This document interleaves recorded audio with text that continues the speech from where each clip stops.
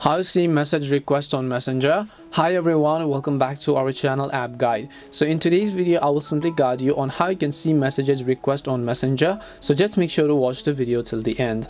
So in order to see message request on Messenger, all you have to do is go ahead and then launch the Messenger application.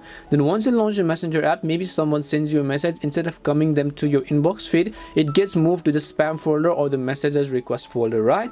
So in order to figure out where the message section is, you have to simply tap on the three lines icon from the top left, and then here you'll find the option called message request. That's basically all there is to it. When you tap on message request, you'll be able to see all of the people whom Facebook or Messenger thinks is most likely is spam and that you may know, and then convert them into the message request tab. Now if Facebook think that it is a spam, then it will move the chats to the spam folder automatically, and then you'll be able to see all those respective spam folders, right? And then you can go ahead and simply actually read that in that way. And this is how you can find your message request on Messenger. We hope the video was really helpful, and if it did help you, then make sure to leave a like and subscribe to the channel. And if you have any more questions, feel free to leave them down. Thank you very much for watching, and see you in the next video.